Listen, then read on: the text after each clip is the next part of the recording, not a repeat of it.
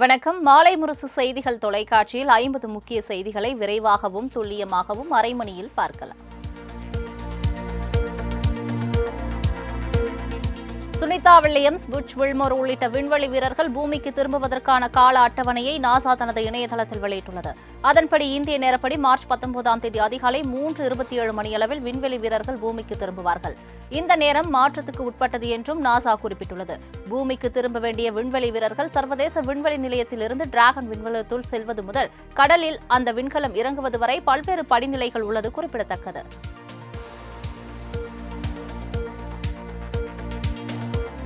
தவேக தலைவர் விஜயை கடுமையான வார்த்தைகளால் பாஜக மாநில தலைவர் அண்ணாமலை விமர்சித்துள்ளார். சென்னையில் செய்தியாளர்களை சந்தித்த அண்ணாமலையிடம் டாஸ்மாக் மோசடி விவகாரத்தில் பாஜகவும் திமுகவும் நாடகமாடுவதாக விமர்சித்த விஜய் வெளியிட்ட அறிக்கை குறித்து கேள்வி எழுப்பப்பட்டது. அதற்கு பதிலளித்த அண்ணாமலை, தமிழக வெற்றிக் கழகம் பள்ளி குழந்தைகள் போல் அமர்ந்து கொண்டு அரசியல் செய்வதாகவும் சினிமா படப்பிடிப்பில் இருந்து கொண்டு அரசியல் செய்வதாகவும் சாடினார். தவேகாவுக்கு எல்லையை கடக்கக்கூடாது என்றும் தவேகாவை தானும் மரியாதையாக தான் பேசுவதாக குறிப்பிட்ட அவர் கடுமையான வார்த்தைகளால் தாக்கி பேசினார்.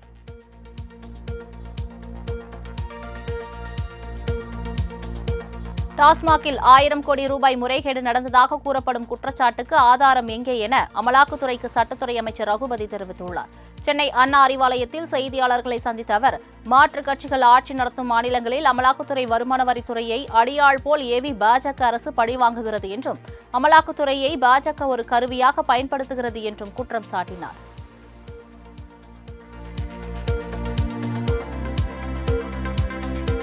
தமிழ்நாடு காவல்துறையை இனி தூங்கவிட மாட்டேன் என பாஜக மாநில தலைவர் அண்ணாமலை எச்சரித்துள்ளார். டாஸ்மாக் மோசடி விவகாரம் தொடர்பாக பாஜகவினர் போராட்டத்தில் ஈடுபட திட்டமிட்டனர். ஆனால் பாஜகவினரை போலீசார் முன்கூட்டியே கைது செய்தனர். போராட்டத்தில் பங்கேற்க வந்த பாஜக மாநில தலைவர் அண்ணாமலையை சென்னை ECR ரோட்டில் வைத்து கைது செய்யப்பட்டார். பின்னர் அங்குள்ள மண்டபத்தில் அண்ணாமலையை போலீசார் சிறை வைத்தனர். காலை 10 மணிக்கு கைது செய்யப்பட்ட அண்ணாமலை மாலை 7 மணிக்கு விடுவிக்கப்பட்டார். அப்போது செய்தியாளர்களை சந்தித்து பேசிய அண்ணாமலை காவல்துறையின் கைது நடவடிக்கைக்கு கண்டனம் தெரிவித்தார்.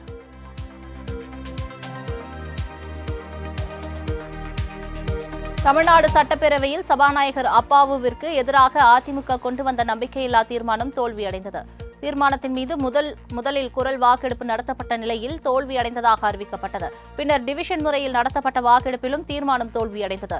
தீர்மானத்திற்கு ஆதரவாக 63 பேரும் எதிராக 154 பேரும் வாக்களித்தனர்.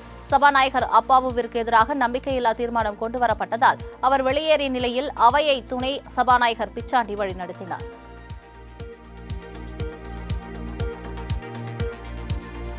உட்கட்சியில் ஏற்பட்டுள்ள பிரச்சினையை திசை திருப்ப சபாநாயகருக்கு எதிராக தீர்மானமா என்று அதிமுகவிற்கு முதலமைச்சர் மு.க.ஸ்டாலின் கேள்வி எழுப்பினார். சபாநாயகருக்கு எதிராக கொண்டுவரப்பட்ட நம்பிக்கையில்லா தீர்மானம் தொடர்பான விவாதத்தில் பேசிய அவர், மக்கள் நம்பிக்கை இழந்தவர்களால் இந்த தீர்மானம் கொண்டு வந்திருப்பதை பார்த்து மக்களே நகைப்பார்கள் என்பதுதான் உண்மை என்றார். திமுக அரசின் மீது குற்றம் குறை கூற வாய்ப்பில்லாததால் இப்படி ஒரு தீர்மானமா எனவும் முதலமைச்சர் மு.க.ஸ்டாலின் சாடியுள்ளார்.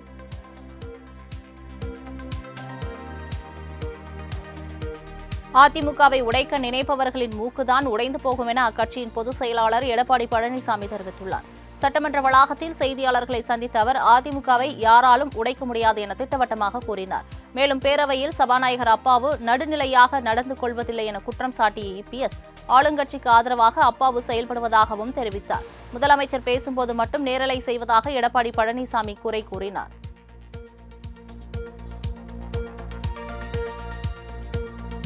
தன் மீதான நம்பிக்கையில்லா தீர்மானம் தொடர்பாக வருத்தமில்லை என சபாநாயகர் அப்பாவு தெரிவித்துள்ளார். ஒரு சில தவறுகள் நடந்திருந்தாலும் கூட தாமாகவே அல்லது முதலமைச்சரால் திருத்தப்பட்டிருப்பேன் என்றும் எதிர்க்கட்சியினருக்கு அதிக அளவு பேச வாய்ப்பு அளித்துள்ளதாகவும் அவர் கூறினார். அதிமுகவினரும் தனது பணியை பாராட்டியுள்ளதாகவே எண்ணி மகிழ்ச்சி அடைவதாக தெரிவித்த சபாநாயகர் அப்பாவு, சபை நடவடிக்கைகளை நேரடி ஒளிபரப்பு செய்வது படிப்படியாக நடைபெற்று வருவதாக தெரிவித்தார்.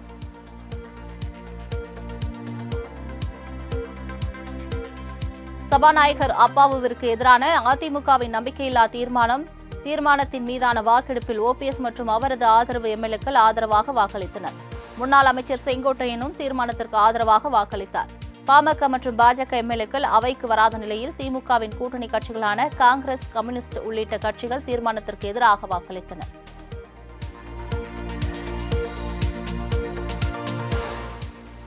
அதிமுக ஆட்சிக் காலத்தில் கொண்டுவரப்பட்ட மடிக்கணினி திட்டத்தை நிறுத்தியது ஏன் என்றார். அப்போது திட்டத்தை அறிவித்த அதிமுகவை அதனை முறையாக செயல்படுத்தவில்லை என்றும் அந்த திட்டத்தை நிறுத்தியதே அவர்கள்தான் என்றும் தங்கம் தென்னரசு கூறினார். 52 லட்சத்திற்கும் அதிகமான மாணவ மாணவிகளுக்கு விலையில்லா மடிக்கணினி வழங்கினோம் என்றார் எடப்பாடி பழனிசாமி. பின்னர் பேசிய முதலமைச்சர் மு.க.ஸ்டாலின் மடிக்கணினி திட்டத்தை தாங்கள் நிறுத்தவில்லை என்றும் சிந்தித்து மீண்டும் அந்த திட்டத்தை செயல்படுத்துவதாக அறிவித்திருப்பதாகவும் கூறினார். தேர்தல் கூட்டணிக்காக தமிழக பட்ஜெட்டை வரவேற்கவில்லை என்று தேமுதிக பொதுச் செயலாளர் பிரேமலதா விஜயகாந்த் விளக்கம் அளித்திருக்கிறார். மதுரை விமான நிலையத்தில் செய்தியாளர்களை சந்தித்த அவர் இதனை தெரிவித்தார். மேலும் தேமுதிக கூட்டணி நிலைப்பாடு குறித்து தேர்தல் நெருங்கும் போது தெரிவிக்கப்படும் என பிரேமலதா தெரிவித்தார்.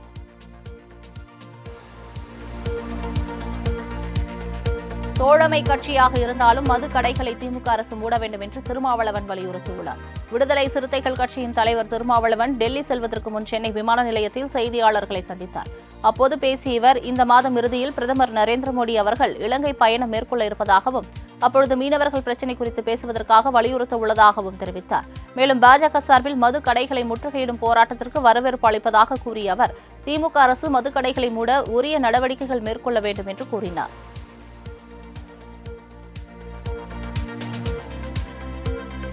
வீரப்பன் தேடுதல் வேட்டையின் போது அதிரடிப்படையால் பாதிக்கப்பட்ட அனைவருக்கும் இழப்பீடு வழங்க வேண்டும் என பாதிக்கப்பட்ட குடும்பத்தினர் சேலம் ஆட்சியரிடம் கோரிக்கை மனு கொடுத்தனர். வீரப்பன் தேடுதல் வேட்டையின் போது விசாரணை என்ற பெயரில் பாதிக்கப்பட்ட குடும்பத்தினருக்காக தமிழக கர்நாடக அரசுகள் சார்பில் தலா 5 கோடி ரூபாய் இழப்பீடு வழங்கப்பட்டது.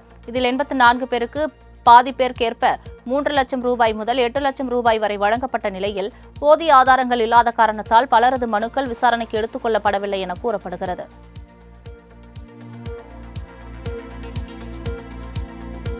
தமிழகத்தில் உள்ள அனைத்து சமூக மக்களும் மாமல்லபுரத்தில் நடைபெறவுள்ள சித்திரை முழு நிலவு மாநாட்டில் கலந்து கொள்ள வேண்டும் என பாமக நிறுவனர் ராமதாஸ் அழைப்பு விடுத்துள்ளார்.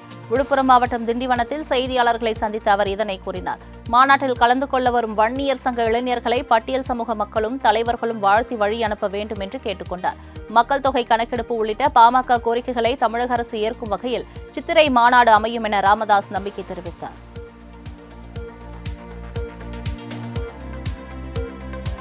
நமக்கு நாமே திட்டத்தின் மூலம் அமைந்துள்ள சென்னை மாநகராட்சியில் புதுப்பிக்கப்பட்ட பூங்காவை துணை முதலமைச்சர் உதயநிதி ஸ்டாலின் திறந்து வைத்தார். தமிழக அரசுடன் பொதுமக்களும் தனியார் நிறுவனங்களும் பங்கேற்க வேண்டும் என்பதன் அடிப்படையில் நமக்கு நாமே திட்டத்தின் கீழ் 30 லட்சம் ரூபாய் செலவில் சென்னை நுங்கம்பாக்கம் MOB வைணவ மகளிர் கல்லூரி அருகே சுமார் 11,500 சதுர அடியில் உள்ள சென்னை மாநகராட்சி பூங்கா புதுப்பிக்கப்பட்டு திறக்கப்பட்டது. இந்த பூங்காவின் மேம்பாடு மற்றும் பராமரிப்பு பொறுப்பை கல்லூரி நிர்வாகம் ஏற்றுள்ளதாக தெரிவிக்கப்பட்டுள்ளது. புதுச்சேரி சட்டப்பேரவையில் NR காங்கிரஸ் பெண் MLA சந்திர பிரியங்கா தனது இருக்கை மீது ஏறி நின்று வாக்குவாதத்தில் ஈடுபட்டதால் பரபரப்பு ஏற்பட்டது. புதுச்சேரி சட்டமன்ற கூட்டத்தில் பேசிய சந்திர பிரியங்கா, புதிய கல்விக் கொள்கை அமல்படுத்தப்படுவதால் மாணவர்களுக்கு ஆல் பாஸ் முறை ரத்து செய்யப்படுமா என்ற கேள்வி எழுப்பினார். அதற்கு அந்த ஆண்டில் ஆல் பாஸ் முறையில் எவ்வித மாற்றமும் இல்லை என கல்வித்துறை அமைச்சர் நமச்சிவாயம் பதில் அளித்தார். மீண்டும் புதிய கல்விக் கொள்கை குறித்து சந்திர பிரியங்கா கேள்வி எழுப்பியபோது திமுக மற்றும் காங்கிரஸ் உறுப்பினர்கள் அவரை பேசவிடாமல் குறுக்கீடு செய்ததால் கொதிப்படைந்த சந்திர பிரியங்கா தனது இருக்கை மீது ஏறி நின்று வாக்குவாதத்தில் ஈடுபட்டார்.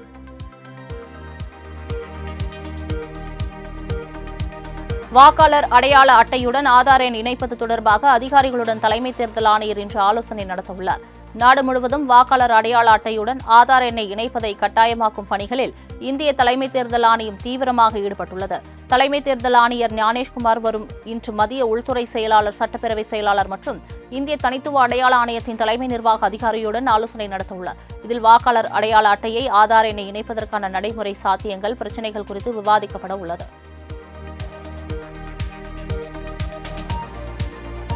எல்லை தாண்டி மீன்பிடித்ததாக ராமேஸ்வரம் மீனவர்கள் 3 பேரை இலங்கை கடற்படை கைது செய்துள்ளது. தமிழகத்தைச் சேர்ந்த மீனவர்களை எல்லை தாண்டி மீன்பிடித்ததாக கூறி இலங்கை கடற்படையினர் சிறைபிடிக்கும் சம்பவம் தொடர்ந்து நடந்து வருகிறது. மீனவர்கள் கைது செய்யப்படுவதற்கு முற்றுப்புள்ளி வைக்க வேண்டும் என்று கோரிக்கைகள் வலுத்து வருகிறது. இந்நிலையில் நெடுந்தீவு அருகே மீன்பிடித்துக் கொண்டிருந்த ராமேஸ்வரம் மீனவர்கள் 3 பேரை இலங்கை கடற்படையினர் கைது செய்துள்ளனர். மேலும் மீனவர்களின் விசைப்படகையும் பறிமுதல் செய்துள்ளனர். எல்லை தாண்டி மீன்பிடித்ததாக ராமேஸ்வரம் மீனவர்கள் மீது இலங்கை கடற்படை குற்றம் சாட்டியுள்ளது.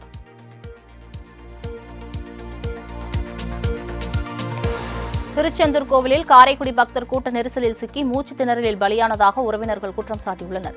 சிவகங்கை மாவட்டம் காரைக்குடி பகுதியைச் சேர்ந்த ஜவுளி வியாபாரி ஓம்குமார் என்பவர் நேற்று முன்தினம் தனது உறவினர்கள் மற்றும் குடும்பத்தினருடன் திருச்செந்தூர் கோவிலுக்கு சென்றுள்ளார். அப்போது ஏற்பட்ட கூட்ட நெரிசலில் சிக்கி மூச்சு திணறல் ஏற்பட்டு உயிரிழந்தார். இந்த நிலையில் ஆலயத்திற்குள் எந்தவித மருத்துவ வசதியும் இல்லை என்றும் குடித்தண்ணீர் வசதி கூட அங்கு இல்லை என்றும் அவரது உறவினர்கள் குற்றம் சாட்டியுள்ளனர். மேலும் அமைச்சர் சேகர்பாபு ஓம்குமார் உடல்நிலை சரியில்லாமல் கோவிலுக்கு வந்ததாக தவறான தகவல்களை கூறுவதாகவும் அவர்கள் வேதனை தெரிவித்தனர். மதுரையில் ஜல்லிக்கட்டில் உயிரிழந்தவருக்கு நீதி கேட்டு போராடியவர்களை போலீசார் விரட்டி அடித்து தாக்கி கைது செய்ததால் பரபரப்பு ஏற்பட்டது. பேச்சுவார்த்தை நடத்தியும் போராட்டத்தில் ஈடுபட்டவர்கள் கலைந்து செல்லாததால் போலீசார் அவர்களை தாக்கி கைது செய்தனர். கைது செய்ததற்கு எதிர்ப்பு தெரிவித்து சில இளைஞர்கள் காவல்துறை வாகனத்தின் மீது கற்களை வீசியதால் போலீஸ் வாகனம் சேதமடைந்தது. தொடர்ந்து தப்ப முயன்ற நபர்களையும் போலீசார் கைது செய்ததால் அப்பகுதியே போர்க்களம் போல் காட்சியளித்தது.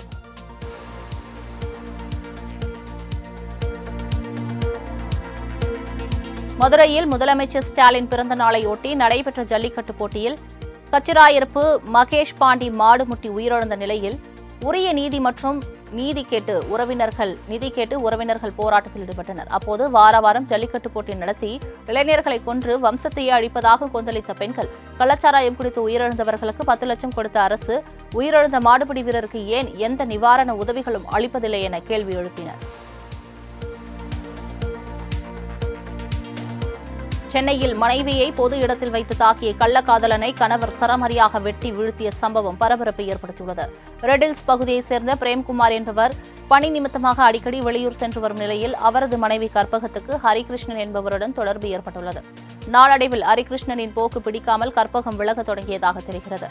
இதனால் ஆத்திரமடைந்த ஹரிகிருஷ்ணன் கற்பகத்தை பொது இடத்தில் வைத்து அடித்துள்ளார். இதனை அடைந்த பிரேம்குமார் அவரை அரிவாளால் சரமாரியாக வெட்டியுள்ளார்.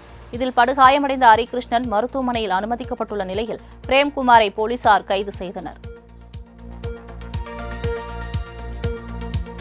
சேலத்தில் உயிருடன் இருக்கும் பெண் இறந்துவிட்டதாக கூறி மகளிர் உரிமைத் தொகை நிறுத்தப்பட்ட சம்பவம் அரங்கேறியுள்ளது.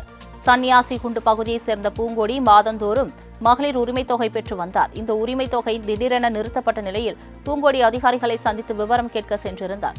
அப்போது அதிகாரிகள் பட்டியலை பார்த்தபோது பூங்கொடி 6 மாதங்களுக்கு முன்பே இறந்து போனதாக பதிவிடப்பட்டிருந்தது. இதனால் அதிர்ச்சியடைந்த பூங்கொடி தாம் உயிருடன் இருக்கும் போதே இறந்து போனதாக கூறிய அதிகாரிகள் மீது நடவடிக்கை எடுக்க வேண்டும் என மாவட்ட ஆட்சியரிடத்தில் புகார் அளித்துள்ளார்.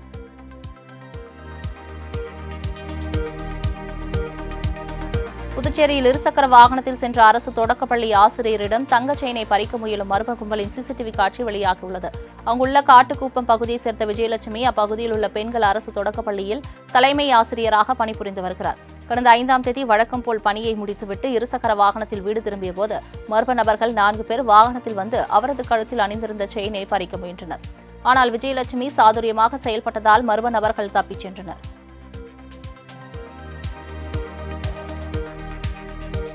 புதுச்சேரி மாநிலம் காரைக்கால் மாவட்டம் நெடுங்காடு தொகுதிக்குட்பட்ட பகுதியில் அறுவடைக்கு தயாராக இருந்த நெற்பயிர்களை பன்றிகள் நாசம் செய்த நிலையில் உரிய நடவடிக்கை எடுக்க விவசாயிகள் கோரிக்கை விடுத்துள்ளனர். காஞ்சிபுரம் கோவில்பத்து பகுதியில் வரதராஜன் என்பவர் 10 ஏக்கர் நிலத்தில் விவசாயம் செய்து வருகிறார். அறுவடைக்கு தயாராக இருந்த நெற்பயிர்களை பன்றிகள் நாசம் செய்ததாக கூறி மாவட்ட ஆட்சியரிடம் புகார் அளித்துள்ளார். மேலும் இதுகுறித்து அதிகாரிகள் நடவடிக்கை எடுக்கவில்லை என குற்றம் சாட்டிய விவசாயிகள் உரிய நடவடிக்கை எடுக்க வேண்டும் என்று கோரிக்கை விடுத்துள்ளனர்.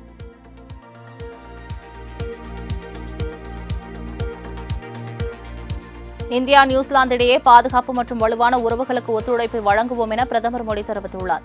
டெல்லியில் நியூசிலாந்து பிரதமருடனான ஆலோசனைக்கு பின் செய்தியாளர்களுக்கு பேட்டியளித்த அவர், நியூசிலாந்து பிரதமர் லக்சன் நீண்ட காலமாக இந்தியாவுடனான தொடர்புடையவர் என்றும் அவரை போன்ற ஒரு இளம் மற்றும் துடிப்பான தலைவர் இந்த ஆண்டு ரைசினா உரையாடலில் தலைமை விருந்தினராக கலந்து கொள்வது மகிழ்ச்சி அளிப்பதாகவும் தெரிவித்தார்.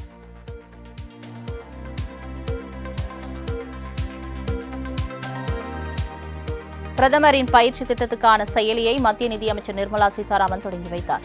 டெல்லியில் செயலியை துவக்கி வைத்து பேசிய அவர், இன்றைய தொழில்துறை AI போன்ற பல்வேறு மாற்றங்களை பெற்று வருவதாகவும் இதனால் இளைஞர்களிடையே நிர்வாகம் எதிர்பார்க்கும் திறன் குறைவாக உள்ளதாகவும் தெரிவித்தார். மேலும் இளைஞர்களின் திறன் மற்றும் வேலைகளில் ஆள் சேர்க்கையை மேம்படுத்தவும் வேலை தேடுவோருக்கும் 5 வெவ்வேறு திட்டங்கள் அறிவிக்கப்பட்டுள்ளதாக நிர்மலா தெரிவித்தார்.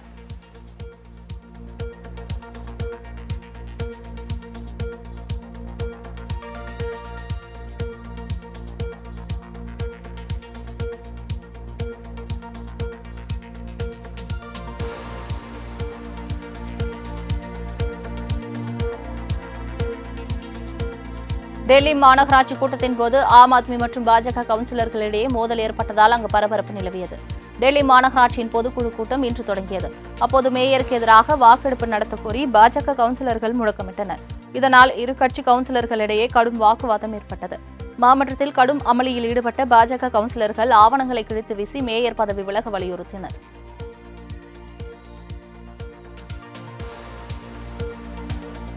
பாஜக அரசுக்கு மக்கள் நன்றி தெரிவிக்க வேண்டும் என பாஜக எம்பி கங்கனா ரணாவத் தெரிவித்துள்ளார். டெல்லி நாடாளுமன்ற வளாகத்தில் செய்தியாளர்களுக்கு பேட்டியளித்த அவர் இதனை தெரிவித்தார். கடந்த 10 ஆண்டுகளாக நாட்டில் கலவரங்கள் ஏதும் நடைபெறவில்லை எனவும் தீவிரவாத தாக்குதல், விமான கடத்தல் இல்லை எனவும் தெரிவித்தார். மேலும் நாட்டை பாதுகாப்பது என்பது பிரதமருக்கும் உள்துறை அமைச்சகத்திற்கும் எளிதான வேலை அல்ல என்றும் அவர்களுக்கும் நமது பாதுகாப்பு படையினருக்கும் நாம் கொஞ்சம் நன்றி சொல்ல வேண்டும் எனவும் கங்கனா தெரிவித்தார்.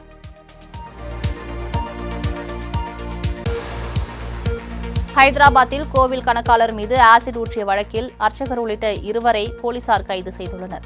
தெலுங்கானா மாநிலம் ஹைதராபாத்தின் சாயிதாபாத்தில் உள்ள புகழ்பெற்ற பூலட்சுமி மாதா கோவிலில் கணக்காளராக வேலை செய்து வந்த நரசிங்கராவ் மீது ஹோலி பண்டிகை அன்று மர்ம நபர் ஒருவர் ஆசிட் ஊற்றி தப்பிச் சென்றார்.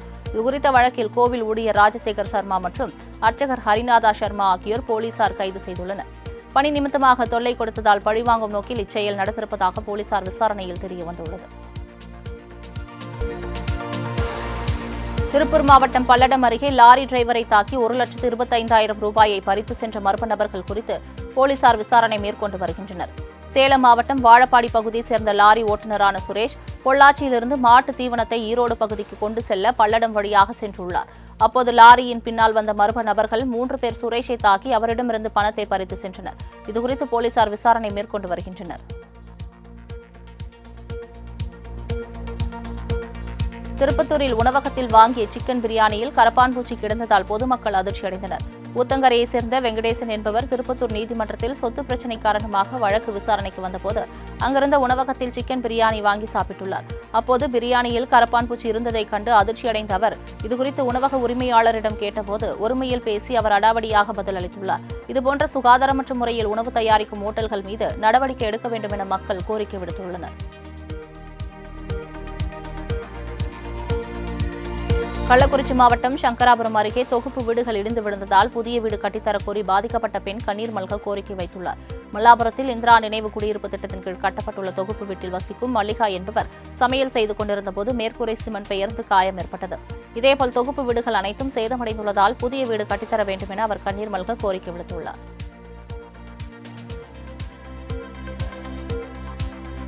காதல் திருமணம் செய்த பெண் தனது பெற்றோர் தொல்லை தருவதாக போலீசில் புகார் தெரிவித்துள்ளார். கோவையைச் சேர்ந்த சாரா என்கிற சாமுண்டீஸ்வரி முகமது ஜகாரியா என்பவரை காதலித்து திருமணம் செய்துள்ளார். இந்நிலையில் இவர்களது திருமணம் பிடிக்காத சாராவின் பெற்றோர் போலீஸ் பொய்யான புகார் அளித்ததாக கூறப்படுகிறது. இந்நிலையில் தங்களை பிரிக்க முயற்சிப்பதாகவும் தங்களது உயிருக்கு ஆபத்து இருப்பதாகவும் சாரா போலீசில் புகார் அளித்தார். இதுகுறித்து போலீசார் வழக்கு பதிவு செய்து விசாரணை மேற்கொண்டு வருகின்றனர்.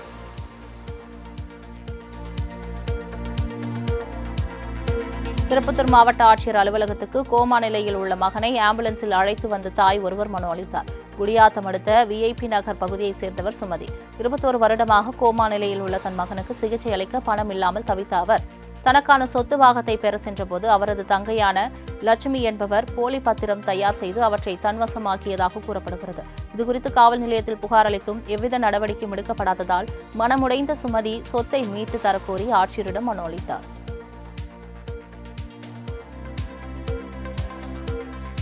திருப்பூர் மாவட்டம் பல்லடம் அருகே பொதுமக்களின் எதிர்ப்பை மீறி கழிவுநீர் சுத்திகரிப்பு நிலையம் அமைக்கக்கூடாது என அப்பகுதி மக்கள் மாவட்ட ஆட்சியரிடம் மனு அளித்துள்ளனர். வடுகப்பாளையம் பிரிவு பகுதியில் பொதுமக்களின் எதிர்ப்பை மீறி பல்லடம் நகராட்சி சார்பில் 13 கோடி ரூபாய் செலவில் கழிவுநீர் சுத்திகரிப்பு நிலையம் அமைக்கப்பட்டு வருகிறது. கிராம சபை கூட்டத்தில் தீர்மானம் நிறைவேற்றியும் அதனை கண்டுகொள்ளாமல் கழிவுநீர் சுத்திகரிப்பு நிலையம் அமைப்பதற்கு எதிர்ப்பு தெரிவித்து அப்பகுதி மக்கள் மாவட்ட ஆட்சியரிடம் மனு அளித்தனர்.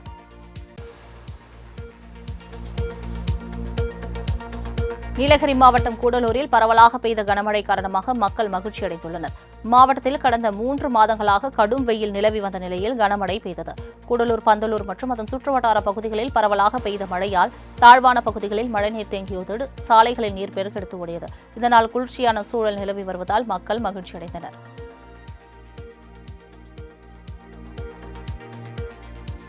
தூத்துக்குடி அனல் மின் நிலையத்தில் பாதிக்கப்பட்ட அலகுகளை போர்க்கால அடிப்படையில் செயல்பட்டு சீரமைக்க வேண்டும் என்று தமிழக அரசுக்கு சிஐடியு தொழிற்சங்க மாநில நிர்வாகி கோரிக்கை விடுத்துள்ளார். தூத்துக்குடியில் செய்தியாளர்களுக்கு பேட்டியளித்த அவர், கோடைகாலம் துவங்கியுள்ளதால் மின்சாரத்தின் தேவை அதிகம் பயன்படும் என்றும் அதனால் அனல் மின் நிலையத்தில் சேதமடைந்த பகுதிகளை சரிசெய்து மின் உற்பத்தி பணிகளை துவக்க வேண்டும் எனவும் வலியுறுத்தினார்.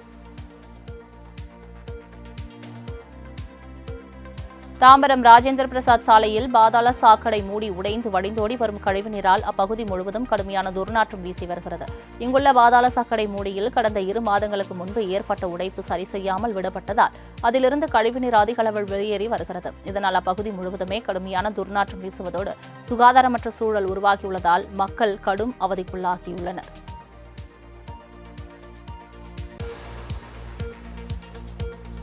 சென்னை காசிமேட்டிலிருந்து கட்டுமரத்தில் மீன்பிடிக்க சென்ற மீனவர் கடலில் தவறி விழுந்து உயிரிழந்தார். சென்னை காசிமேடு சிங்காரவேலர் நகர் 3வது தெருவை சேர்ந்தவர் குமார். இவர் இன்று அதிகாலை காசிமேடு மீன்பிடி துறைமுகத்திலிருந்து கட்டுமரத்தில் மீன்பிடிக்க கடலுக்கு சென்றுள்ளார். மீன்பிடித்தபோது நிலை தடுமாறி கடலில் விழுந்த மீனவர் குமார் காசிமேடு மீன்பிடி துறைமுகம் பழைய ஏலம் விடும் இடத்தில் சடலமாக கண்டெடுக்கப்பட்டுள்ளார்.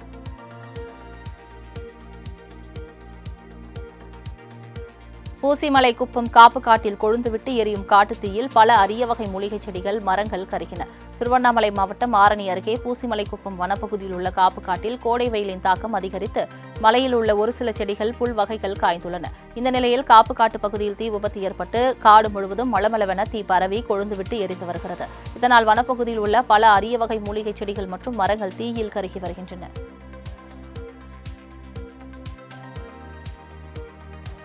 ஈரோடு மாவட்டம் அந்தியூர் அருகே சேதமடைந்த மின்கம்பங்களை மாற்ற வலியுறுத்தி பொதுமக்கள் சாலை மறியலில் ஈடுபட்டனர். மரவப்பாளையம் பகுதியில் 100க்கும் மேற்பட்டோர் குடும்பத்தினருடன் வசித்து வருகின்றனர். இந்நிலையில் இங்கு பல ஆண்டுகளுக்கு முன்பு அமைக்கப்பட்ட மின்கம்பங்கள் சேதமடைந்திருப்பதாகவும் அருகில் வீடுகள் இருப்பதால் ஆபத்து ஏற்படும் அபாயம் உள்ளதாகவும் பொதுமக்கள் குற்றம் சாட்டுகின்றனர். மேலும் மின்கம்பங்களை மாற்றக் கோரி அதிகாரிகளிடம் புகார் அளித்தும் நடவடிக்கை எடுக்கப்படாததால் பொதுமக்கள் சாலை மறியலில் ஈடுபட்டனர். தொடர்ந்து போலீசார் அவர்களிடம் பேச்சுவார்த்தை நடத்தியதை அடுத்து மறியல் கைவிடப்பட்டது.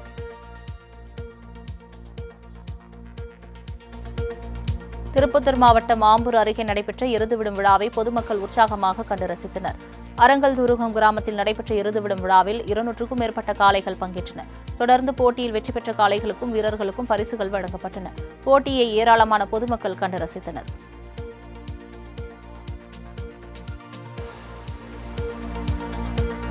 சேலம் மாவட்டம் எடப்பாடியில் சிறுவன் விழுங்கிய ₹5 நாணயத்தை நவீன முறையில் அகற்றி அரசு மருத்துவமனை மருத்துவர்கள் சாதனை படைத்துள்ளனர். வெள்ளாண்டி வலசு பகுதியைச் சேர்ந்த அருள்முருகன் என்பவரின் மகன் திலகர் காய்ச்சல் காரணமாக எடப்பாடி அரசு மருத்துவமனையில் சேர்க்கப்பட்டார். அவன் ₹5 நாணயத்தை விழுங்கியிருந்ததை அறிந்து அவனது பெற்றோர் அதிர்ச்சியடைந்து மருத்துவரிடம் தெரிவித்தனர். இதனையடுத்து அறுவை சிகிச்சை செய்யாமல் எண்டோஸ்கோபி மூலமாக நவீன முறையில் நாணயம் அகற்றப்பட்டது.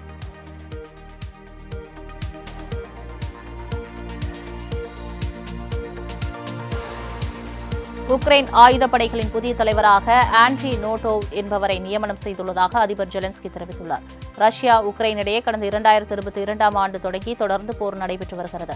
இந்நிலையில் போர் திறனை மேம்படுத்தும் நோக்கில் ராணுவ அதிகாரிகளின் பதவியில் மாற்றம் செய்யப்பட்டிருப்பதாக அதிபர் ஜெலன்ஸ்கி தெரிவித்துள்ளார். அதன்படி உக்ரைன் ஆயுதப்படை தலைவராக ஆண்ட்ரி நோட்டோவ் செயல்படுவார் எனவும் முன்பு தலைவராக பதவி வகித்த அனாடலி ஃபார்ஹைஸ் லெவிஸ் பாதுகாப்பு அமைச்சகத்தின் ஐஜியாக செயல்படுவார் என்றும் தெரிவித்தார்.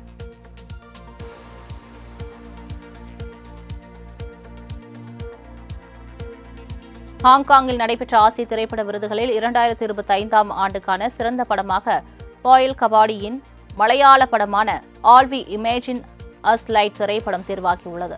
ஹாங்காங் கிராண்ட் தியேட்டரில் 18வது ஆசிய திரைப்பட விருதுகள் நடைபெற்றது. இதில் 2025ஆம் சிறந்த திரைப்படமாக நடிகை கனி குஸ்த்ரி திவ்ய பிரபா நடிப்பில் வெளியாகி பல விருதுகளை பெற்ற இயக்குநர் பாயில் கபாடியின் all we imagine as light திரைப்படம் பெற்றுள்ளது. கான்ஸ் திரைப்பட விழா 2024இல் கிராண்ட் பிரிக்ஸ் விருதை வென்ற முதல் இந்திய திரைப்படமாக all we imagine as light சரித்திரம் படைத்தது குறிப்பிடத்தக்கது.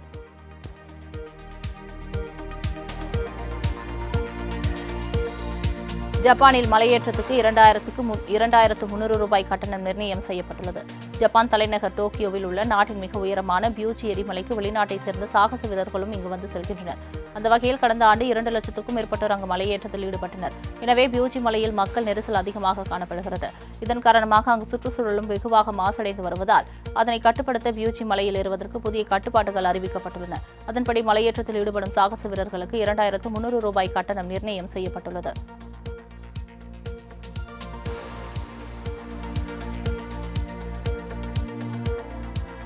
இரண்டு வானம் படத்தின் 2வது லுக்கை படக்குழு வெளியிட்டுள்ளது. 3வது முறையாக விஷ்ணு விஷால் கூட இணைந்து ராம்குமார் இந்த படத்தை இயக்கி வருகிறார். சத்யஜோதி பிலிம்ஸ் தயாரிக்கும் இப்படத்தில் விஷ்ணு விஷாலுக்கு ஜோடியாக மமிதா பைஜன் நடித்துள்ளார். கடந்த சனிக்கிழமை 2 வானம் படத்தின் ஃபர்ஸ்ட் லுக் வெளியான நிலையில் தற்போது செகண்ட் லுக் வெளியாகி ரசிகர்களிடையே எதிர்பார்ப்பை ஏற்படுத்தியுள்ளது.